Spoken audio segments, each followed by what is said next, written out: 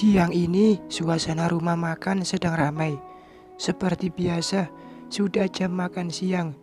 Ada yang duduk di sini dan ada juga yang memesan nasi bungkus. Kesibukanku yang utama hanya mengontrol pekerja sambil menjaga Raka. Sementara Bapak duduk di kasir. "Tambah satu," teriak seorang bapak dari mejanya sambil mengacungkan tangan.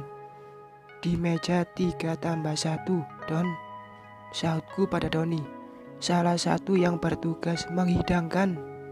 "Ya, Mbak," jawabnya, segera melaksanakan perintahku.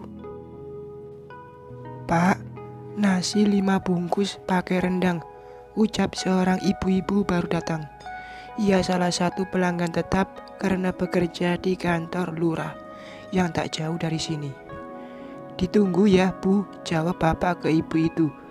Lalu bapak memalingkan pandangan ke Zainal. "Nasi rendang 5 bungkus," sahut bapakku ke Zainal, yang juga bertugas melayani pembeli, khusus membungkuskan nasi. Di sini aku mempekerjakan 4 orang saja. Untuk urusan memasak, aku dan ibu terjun langsung ke dapur karena ini menyangkut rasa lidah. Bahkan bapak juga ikut menanak nasi. Bapak dan ibu pun juga tak malu belajar masak dariku karena hanya aku yang tahu resep, karena pernah kerja di rumah makan Padang dulunya. Dan alhamdulillah semenjak mereka tidak jadi pemulung lagi, terlihat semangat karena tentu usaha ini lebih baik daripada memungut sampah. Aku duduk di dekat dapur sambil menyuapi Raka makan. Dapur yang cukup bersih hingga tak masalah jika bawa anak kecil. Teringat kata bos aku dulu saat masih bekerja yang harus dijaga dari usaha makanan, yaitu tentang kebersihan dan cita rasa. Itulah yang kuterapkan di sini dan tentunya juga bagi pegawaiku. Pengalaman adalah ilmu. "Mbak, tadi ada yang datang pesan nasi kotak untuk hari Minggu, tapi yang pesan cuma minta 50 kotak aja, Mbak," kata Doni sambil mengambil piring. "Yang mana orangnya, Don?" "Iya, udah tinggalin nomor HP ke bapak. Takutnya bapak lupa, Mbak." "Oke, nanti aku tanya bapak." Namanya Rumah Makan Padang.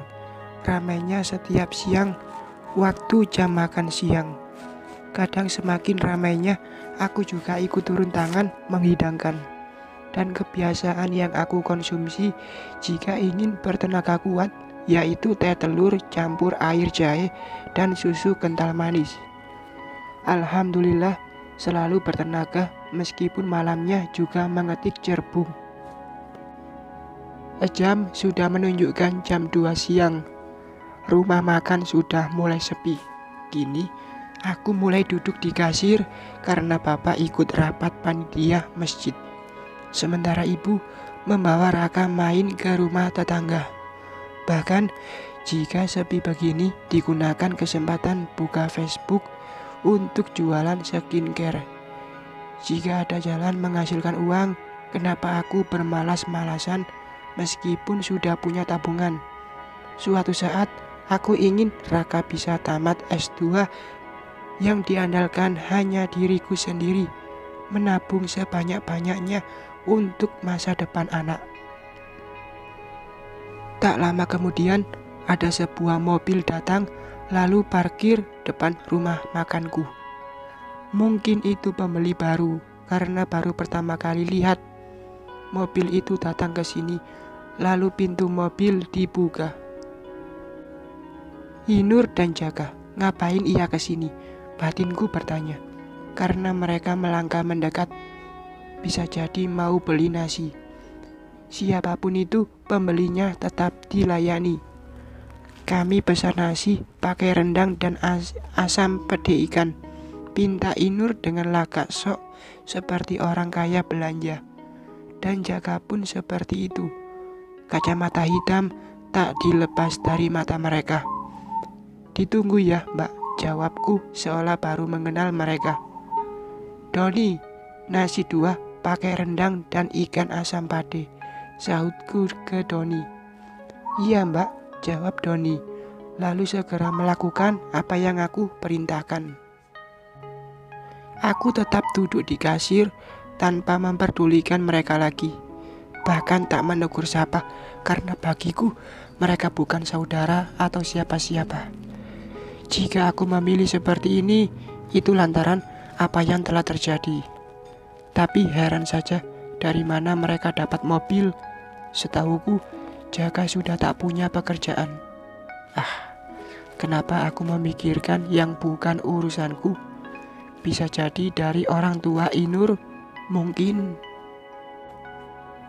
Tak lama kemudian, Doni membawa apa yang Inur dan Jaka pesan menuju meja di mana mereka duduk, lalu meletakkan di atas meja. Tapi aku mau dia yang bawakan makanan untuk kami, tugas Inur sambil menunjukku. Mata Doni langsung membulat menatapku. Tapi aku yang bertugas mengantar makanan kali ini, Bu, jawab Doni ramah. Kamu turuti aja perintah istriku. Lagian pembeli adalah raja. Timpal Jaka ketus hingga Doni terdiam tak menjawab. Tapi bisa dipastikan Doni merasa kurang suka dengan tindakan mereka. Hah? Jadi mereka kesini mau cari gara-gara? Oke, kalian datang akan kulayani. Mbak Rina, panggil Doni. Aku melangkah mendekati meja Inur dan Jaka, lalu mengambil nampan yang dibawa Doni karena ia belum beranjak dari depan meja mereka. Satu persatu hidangan ku letakkan. Silahkan mbak, mas, ucapku berusaha ramah. Kamu kira aku akan takut kesini? Biarpun aku masuk penjara, ulah laporanmu dan Bayu, tetap saja aku bisa menikmati hidup. Lihat tuh, keluar penjara aku bisa punya mobil, bahkan lebih bagus dari mobilmu yang hanya seharga 60 juta, kata Inur membangga. Lalu mereka menyuap makanan yang terhidang. Iya, kamu kira kami tak mampu? Jaka pun ikut menimpali sambil tersenyum sinis. Oh, syukurlah, permisi, jawabku, lalu berlalu dari hadapan mereka. Bukan aku takut hingga menanggapi dengan santai, tapi lantaran ada pembeli lain. Lalu aku duduk lagi di meja kasir. Terlihat mereka menikmati masakanku. Ya, dulu Jaka sangat memujinya hingga Inur pernah cemburu. Bahkan sekarang mereka sengaja ke sini hanya untuk memamerkan mobil sambil memanjakan lidah. Tak masalah, asalkan tidak merendahkan atau menghinaku lagi. Tak lama kemudian mereka selesai makan. Lalu mereka berdiri depanku, tepatnya depan meja kasir. Berapa? Tanya Inur angku. 2 nasi 32.000, jawabku. Nih, ia melempar uang 50.000 ke meja depanku. Astagfirullahalazim. Mereka cari gara-gara dan mencoba menguji kesabaranku. Bisa nggak memberikan dengan sopan, mbak? Tanyaku, berusaha setenang mungkin. Melihat kejadian ini, seorang ibu-ibu yang ikut antrian ingin membayar menatap Inur dengan sinis. Tapi yang membuatku berusaha menahan kata-kata, karena seorang anak muda di belakang ibu itu terlihat sedang merekam kejadian ini dengan ponselnya. Di mana-mana pembeli adalah raja. Jadi mau diberikan cara gimana pun jangan protes. Jaka menjawab sebelum istrinya menjawab. Iya nih mas, minta dihargai dia. Lagian gak usah banyak gaya deh. Toh kami tidak makan gratis sepertimu dulu. Inur mengungkit masa lalu.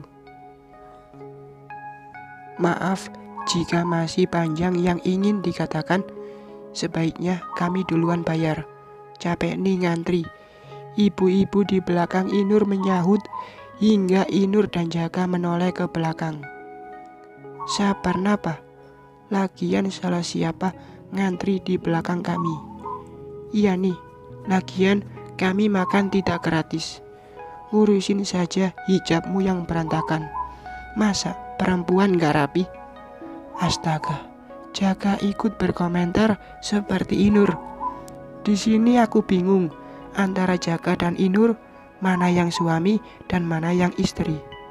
Mulut mereka sama tajamnya. Bahkan Jaka lebih unggul dari Inur, seperti perempuan saja.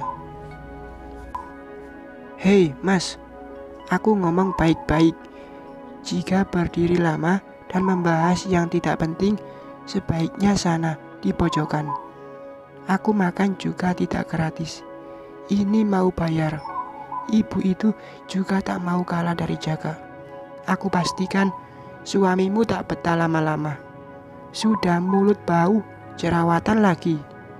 Ups, Jaka kok bicara ngawur. Bahkan ini seperti cacian yang memalukan kaum Adam. Astaga, ini namanya kualitas dalam berbicara. Lagi, mulut kayak perempuan, mau dipakein rok, cerocos ibu itu. Ya Tuhan, jika aku biarkan bisa-bisa bikin keributan, ini juga bisa mengganggu yang lain. Aku harus bertindak. Aku ambil uang di meja, lalu memasukkan ke laci. Uang kembalian Inur segera ku keluarkan. Ini uang kembalianmu. Tolong pergi dari sini karena bisa mengganggu yang lain. Uang itu kusodorkan ke Inur. Apa? Jadi kamu mengusir kami? Di mana-mana penjual mengharapkan pembeli, jawab Inur dengan ketus. Pembeli nggak sopan. Kamu kira di sini rumah makan nenekmu? Tanpa kalian, rumah makan ini tetap ramai kok. Timbal ibu yang di belakang Jaka. Terlihat ibu itu berusaha membalas sakit hati atas ucapan Jaka barusan. Aku nggak ngomong sama kamu. Mata Inur melototi ibu itu. Maaf ya Bu, atas tidak nyamannya ucapku ke ibu itu. Mbak nggak salah. Tadi aku lihat ia membayar dengan melempar uang ke meja. Mungkin nih mereka nggak pernah sekolah hingga nggak punya etika, jawab ibu itu. Hah? Apa kamu bilang? Suara Inur lantang. Tahan Nur, Jaka menahan tangan Inur. Aku takut kamu masuk penjara lagi karena sikapmu, bisik Jaka terdengar jelas di telingaku. Tapi dia bilang aku nggak punya etika. Emang iya siapa? Biar ku hajar tuh mulutnya. Sudah. Tujuan kita ke sini sudah selesai.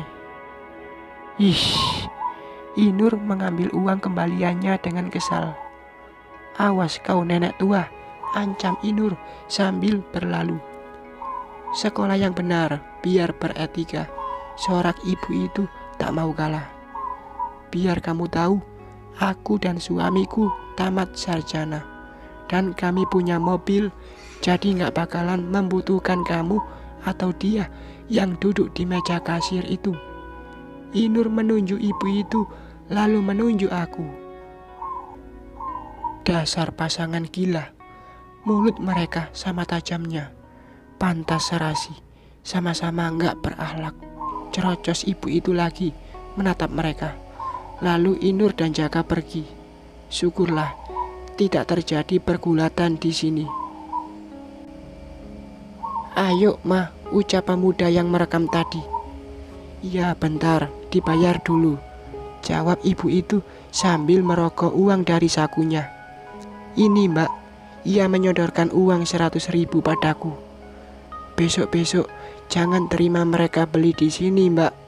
Udah gak sopan dan bikin repot. Tadi kami lihat caranya meminta Mbak antarkan makanan. Iya Bu, jawabku ramah. Karena kesibukan, hari terasa berlalu cepat. Sudah 2 hari dari kejadian itu, ibu itu datang lagi bersama putranya untuk makan siang. Baru datang, ia langsung menghampiriku yang sedang duduk di luar karena ada bapak duduk di meja kasir. Ibu, mau pesan nasi dengan rendang? Tanyaku, karena belum lupa menunya waktu itu. Iya mbak. Oh ya, masih ingat kan sepasang suami istri yang berlagak sok kaya yang gak membutuhkan kita itu? Yang aku pun ragu menyebut Inur dan Jaka. Yang pakai mobil dan melempar uang saat mau bayar. Tentu aku belum lupa. Hanya saja masih enggan menyebut nama Inur dan Jaka. Oh, iya, aku ingat bu, jawabku. Emang kenapa ya bu? Rasa penasaran membuatku bertanya, apa maksud perkataan ibu ini? Katanya gak bakalan membutuhkan aku. Tapi tahu gak, kalau mereka tadi pagi datang ke kantorku buat minta ACC masalah bantuan pemerintah, karena ngaku si laki bermulut comberan itu gak punya kerjaan lagi. Hah? Masa iya bu? Tentu saja telingaku semangat mendengarnya. Jadi penasaran, apakah Inur dan Jaka berhasil dapat bantuan itu? Bersambung.